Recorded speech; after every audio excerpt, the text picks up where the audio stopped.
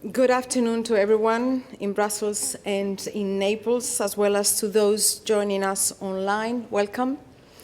From my side in Brussels, I would like to start this operational briefing on Libya by saying that the North Atlantic Council will meet tomorrow, as usual. Tomorrow is Wednesday.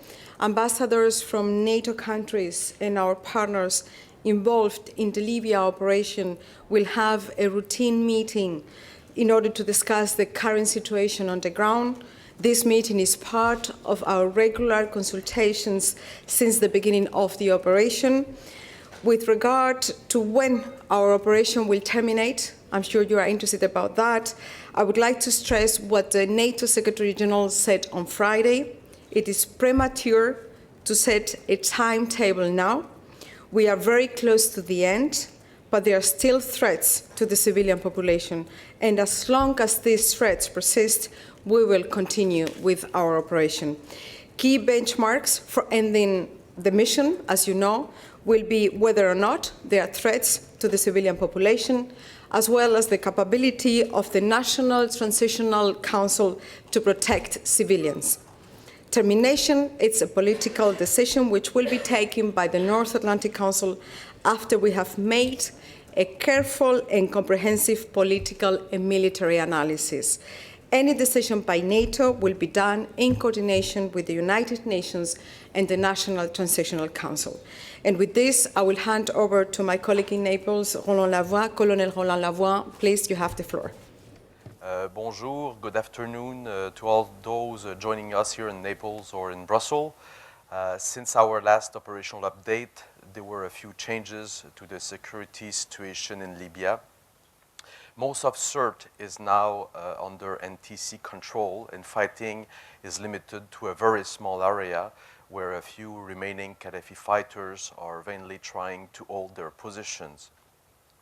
NTC forces have made significant advances in Bani Walid, both from the northern and southern fronts. As of this morning, it appears that the Gaddafi fighters are unable to sustain significant offensive capability. The NTC was also successful in managing a small-scale clash in Tripoli last Friday, demonstrating their ability to quickly respond to skirmishes using their own means and capabilities to safeguard the civilian population. The situation was stable in the rest of the Libyan territory and territorial waters. Now, NATO's assessment is that despite isolated fighting in Sirte and in Bani Walid, most of the local population in these areas is no longer under threat.